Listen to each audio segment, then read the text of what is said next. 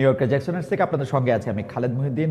দীর্ঘদিন পরে বাংলাদেশে সত্যিকার একটি নির্বাচনের মুখোমুখি পুরো বাংলাদেশের জনগণ। কারা ক্ষমতায় আসছেন, কারা ক্ষমতায় আসছেন না তা নিয়ে যেমন আলোচনা চলছে, তেমনি চলছে জরিপ, তেমনি পাশাপাশি এটিও চিন্তা করা হচ্ছে যে এই যে এক মাসের ঠিক এক মাস সময় আছে, সেই এক মাসের মধ্যে কতটা নিরাপদ থাকবে বাংলাদেশ, ভোটের দিনেও আসলে কি হবে, নির্বাচন পরিচালনা কমিটি বা নির্বাচন যারা পরিচালনা করছেন তারাও কিভাবে আসলে নির্বাচনটা কি দেখছেন, এসব নিয়ে কথা বলার জন্য আমাদের সঙ্গে আজ রয়েছেন সংগঠক জনাব সার্জিস আলমের। জনাব সার্জিস আলম আমাদের সাথে কথা হয়েছে কিছুক্ষণ আগে, তিনি আমাদের সাথে যুক্ত হবেন সেটাও জানিয়েছেন।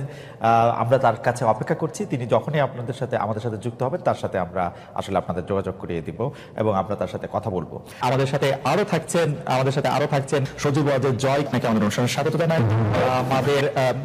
আমি প্রথম প্রশ্ন নিয়ে একটু সজীব ওয়াজেদ জয় আপনার কাছে আসতে চাই। 12 তারিখে নির্বাচন, এই নির্বাচন নিয়ে কি আপনাদের মনে কোনো সংশয় আছে যে নির্বাচনটা হবে কি হবে না? আওয়ামী লীগকে বাদ দিয়ে আমাদের কোটি কোটি ভোটার আছে, তাদেরকে বাদ দিয়ে একটা নির্বাচন এটা কারো কাছেই গ্রহণযোগ্য হবে না। আমাদের দেশের জন্য আন্দোলন করতে হবে। আমরা আন্দোলন করতে চাইনি, আমরা সংঘর্ষ চাই না, তবে আমাদেরকে কোনো দিকেই কোনো কি বলবো পথ দেওয়া হচ্ছে না। এখন আমাদের আন্দোলন ছাড়া আর কোনো উপায় নেই। বাংলাদেশের মানুষ এরকম একটা সাজানো নির্বাচন মানবে না। আজ হোক কাল হোক মানুষ রাস্তায় নেমে পড়বে, এটা তারা মানবে না। আমরা যেই শাটডাউন দেখেছি, বাংলাদেশের মানুষ সেটাকে রেসপন্ড করেছে।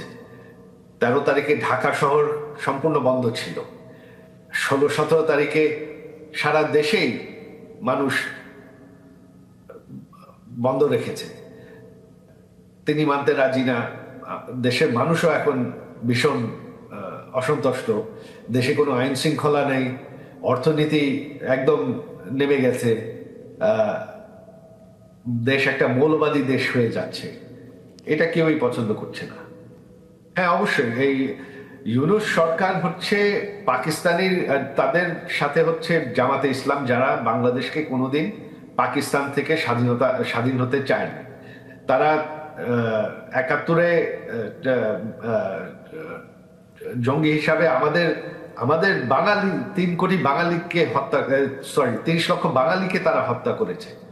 তো এখন তারাই কিন্তু ইউনূসের সাথে আছে। তারা চাচ্ছে বাংলাদেশ পাকিস্তানের একটা অংশ হয়ে থাকুক। সম্পর্কই হচ্ছে পাকিস্তানের সাথে, তারা সম্পূর্ণভাবে পাকিস্তানের সাথে জড়িত। পাকিস্তানকে তারা পারলে বাংলাদেশে নিয়ে আসে। জামাতে ইসলাম হচ্ছে ইউনূসের মেইন ব্যাকার, তারাই হচ্ছে ইউনূসের মূল শক্তি। আর তারা বাংলাদেশকে পাকিস্তানে পরিণত করতে চায়। বাংলাদেশের মানুষ সাজানো নির্বাচন মানবে না।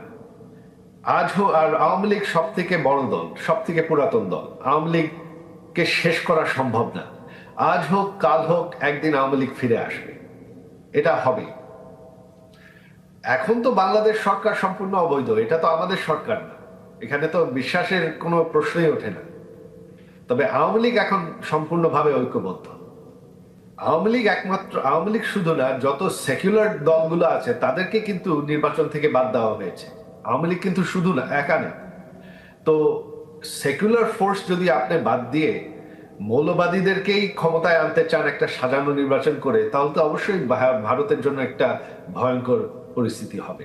আমরা শুনেছিলাম যে আওয়ামী লীগের যারা শীর্ষস্থানীয় নেতৃবৃন্দ আছেন, আওয়ামী লীগ, যুবলীগ, ছাত্রলীগ বা তাদের মধ্যে অনেকে প্রাণ ভয় সেনাবাহিনীতে ক্যান্টনমেন্টে আশ্রয় নিতে গিয়েছিলেন। তাদের একটা মোটামুটিভাবে তাদের একটা সংখ্যাও বলা হয়েছিল আইএসপিআর থেকে এটা দিয়ে, কিন্তু পরে আমরা দেখলাম তাদের কাছে এই সংখ্যক লোক তাদের কাছে আসলে নাই। আবার এদের কিছু লোক আবার এদের মধ্যে আছে। আমি সেজন্য জানতে চাইছিলাম যে আপনারা কি আসলে এই যে যাদেরকে ছেড়ে দেওয়া হলো, এমনকি শেখ হাসিনাকে যে বিদেশে চলে যেতে দেওয়া হলো পদত্যাগের পরে, এর জন্য কি আপনারা সেনাবাহিনীকে বা কাউকে আসলে দায়ী মনে করেন কিনা? আপনারা যে বিচারের কথা বলছেন, দেখেন দুইটা বড় বিষয় সার্জিস।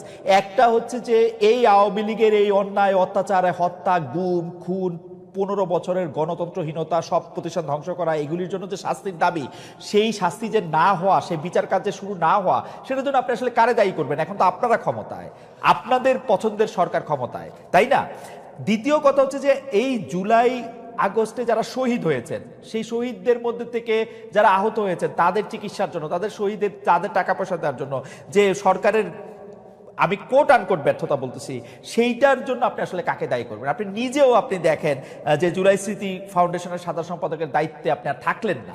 কারণ হচ্ছে যে এই পুরো ব্যাপারটা যদি আপনি বলেন, যেই দুইটা বিষয় নিয়ে আপনি আসলে দায়ী করতেছেন, যে আওয়ামী লীগের বিচার হচ্ছে না, শহীদদের বা আহতদের পাচ্ছে না, তার জন্য আপনি দায়ীটা করবেন কারে আসলে, নিজেরা ছাড়া? দেখুন, এই জায়গায় হচ্ছে না, যেখানে আমার নিজের দায় আছে, আমার নিজের দায়ও সেখানে স্বীকার করতে কোনো সমস্যা নেই। কিন্তু সবচেয়ে বড় কথা হচ্ছে, আমরা আমাদের জায়গা থেকে যে জিনিসটা মনে হয়েছে সেটা হচ্ছে, বর্তমানে অন্তর্বর্তীকালীন সরকারে খুব স্বাভাবিকভাবে যখন এখানে উপদেষ্টা নির্ধারণ করা হয়, বিভিন্ন দলের মতে, বিভিন্ন স্টেক হোল্ডারের সাজেশন দেওয়া হয়, সবাই সবার জায়গা থেকে এই যে মানুষগুলোর নাম সাজেশন করেছিল যারা এখন রয়েছে উপদেষ্টা পরিষদে, সবাইকে হয়তো এরকম মনে করা হয়েছিল যে এই মানুষগুলো তাদের জায়গায় স্ব কর্মক্ষেত্রে এই মানুষগুলো ভালো এবং তাদেরকে এখানে সাজেস্ট করা হয়।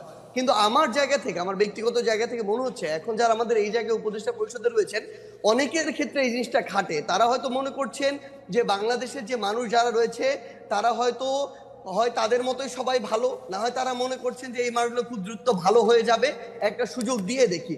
কিন্তু সবচেয়ে বড় কথা হচ্ছে, এই বাংলাদেশে আমরা